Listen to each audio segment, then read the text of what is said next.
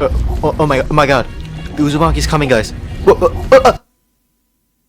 Wait, not that Uzumaki. The horror genre in anime has not really been the best thing when it comes in this media. Usually because the ability of not actually capturing the horror aspects of it, or it can deviate to just people dying horribly, or girls flapping their tits around, killing zombies, or the one where a little sister was eating her brother, or the adaptation of it. There are a few some horror animes that could nail it, but Uzumaki finally got an anime adaptation of it. It's a manga by Junji Ito. I think it's his most popular work, according to Mal, and he is notorious for making some of the most disturbing or creepy manga panels just from the sheer drawing quality of it, of how horrifying it is. Recently, the anime finally got released, and let's just say it was good.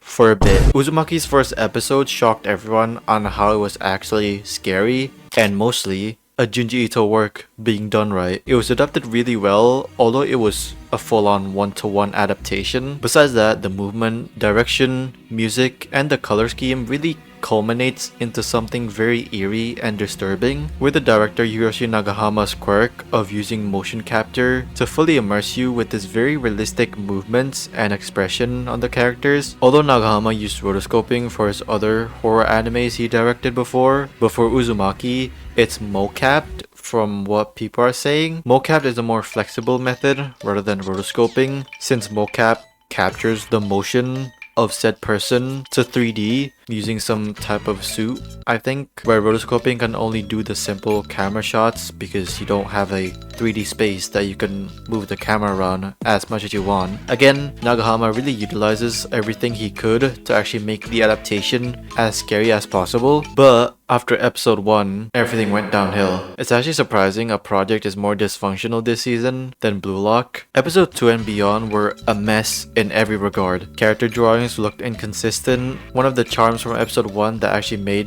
the adaptation a step above is the movement. It was choppy, blatant tracing of 3D models, and some scenes was just blurry. I don't know if it's aliasing or something. Episode 4 had glimpses of episode 1's quality, but it was still really rough, and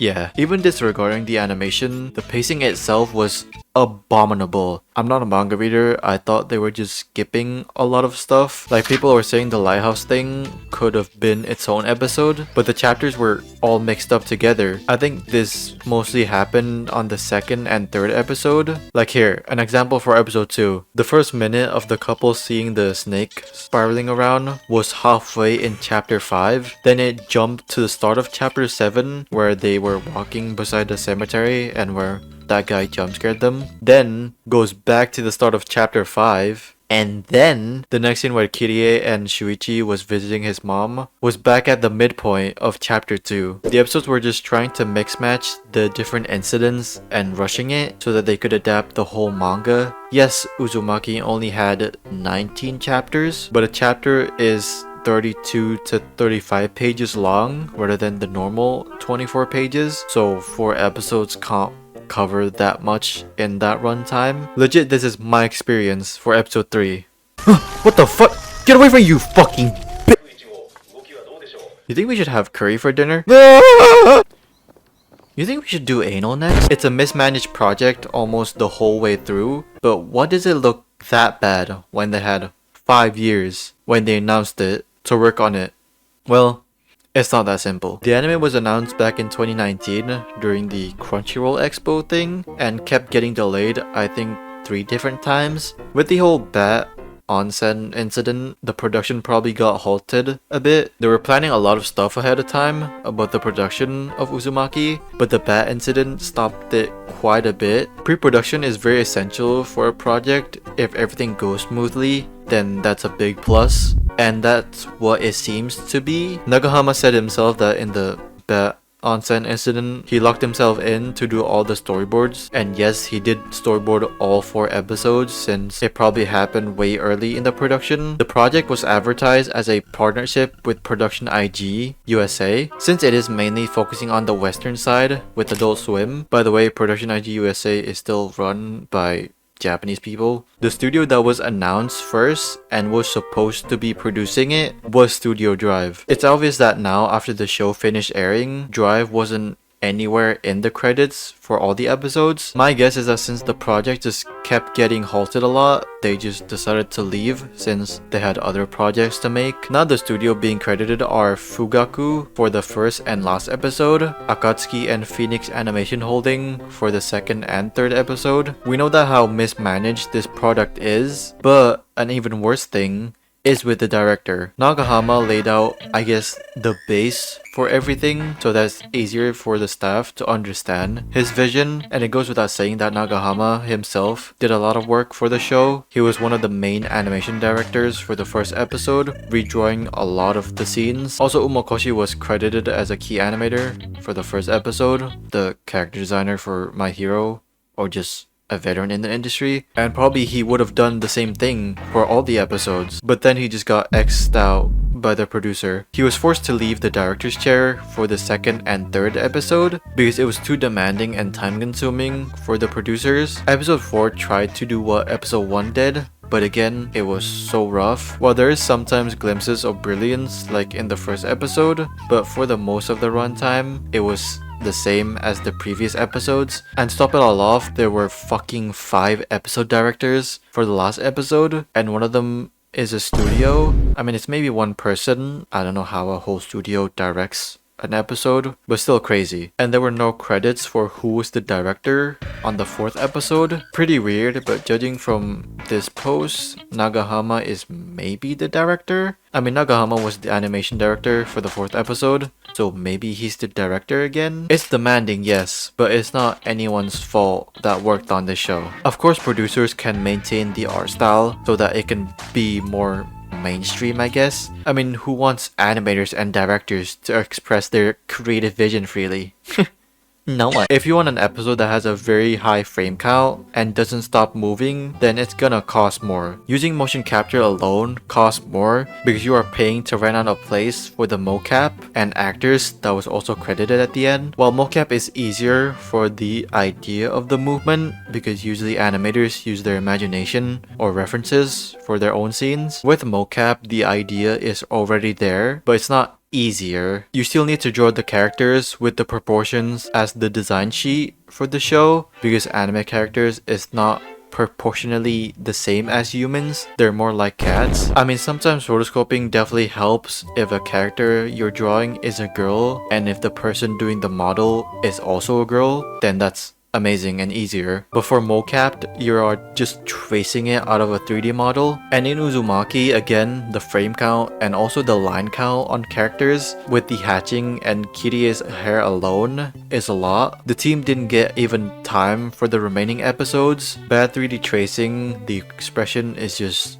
dog shit. Some of the scenes were probably still mocapped, but the schedule was tight, so they couldn't draw as much frames as they wanted, so they just repeated the same frame, then dragging it. You need talent and time on the animation side to actually make them good. There are animators that can animate very rotoscopy or realistic, but still, time is an essential factor. On the director side, Yuji Moriyama is the series director for the second and third episode. The pacing was probably a big issue. I don't know who was responsible. The scriptwriter Aki Itami has an okay track record. I do remember that the Takagi-san anime was very different from the manga, but the anime was still peak. I mean, giving the team only 4 episodes with a lot of content to adapt, they had to cram in a lot of stuff. There's no avoiding it, even with a lot of time. I want to focus on Arikendo's video on a post from Twitter. I could just talk without his video, but I love him.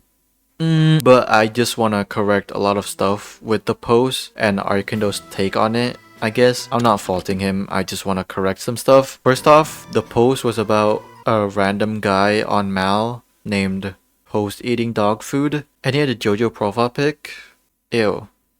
I'm kidding. Secondly, yes, the direction for the second episode wasn't the best. Same goes for the third episode. The new directors tried to keep Nagahama's vision of using motion capture with barely any time. Of course, that's not gonna go well. But saying Taiki Nishimura, the episode director for episode 2, is blacklisted, although he's still active directing recent shows, and basing his resume on an episode of Tower of God Season 2 that looked bad. Yes, Nishimura's resume doesn't seem anything crazy, but why is he the one to blame? Again, the direction was not good for the second episode, but you are basing directing action to directing a horror. There are directors who's more capable in action, and there's directors that can shine more in scenes or episodes that doesn't have action because of just sheer understanding of the medium through their direction and storyboards. I mean, Keiichiro Saito, the director for Bocchi and Frieren, said he's not confident with directing or storyboarding action, so he just hands it off to someone else. Thirdly,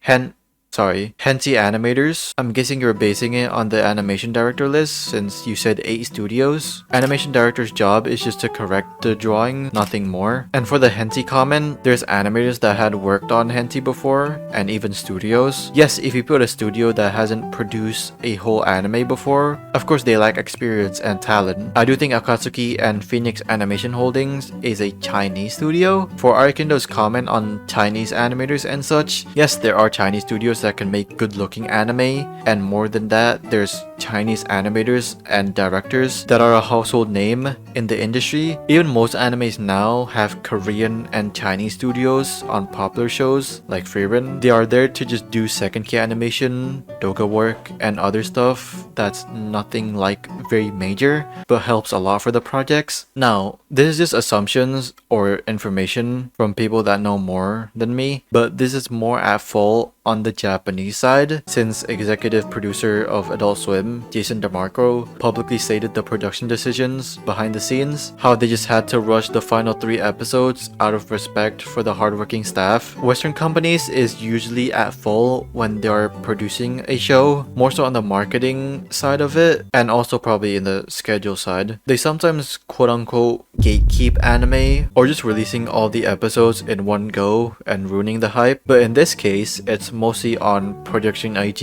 USA side. Again, this is still assumptions. It's crazy that you can't give the team, and more importantly, the director, to fully encapsulate his vision to the anime. The director himself would have probably worked his ass off for the remaining episodes, redrawing a lot of the scenes, but time was just not there, and even worse, forcing him out of the director's role. It is one of the worst handled projects and very mismanaged. For 4 episodes, you can't even put the director that the committee brought in to make your show good, where he would fail. Again, I understand if this was 12 episodes, trying to do the same thing as the first episode for 12 episodes, then that's a bit too demanding. But Nakahama did it with Akinohana, where the rotoscoping didn't really falter from what I've seen. Well, it is easier because in the finished product, they don't look like anime characters. I know people didn't really like the adaptation of it, but still, giving them 4 episodes to work with, where it should have been like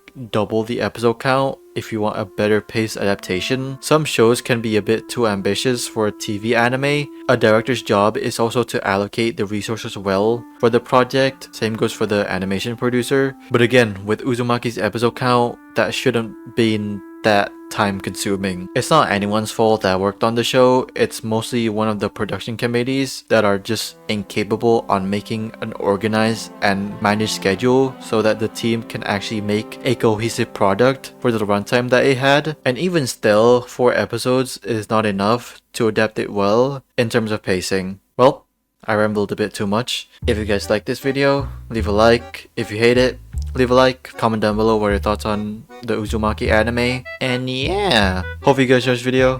See you guys next time.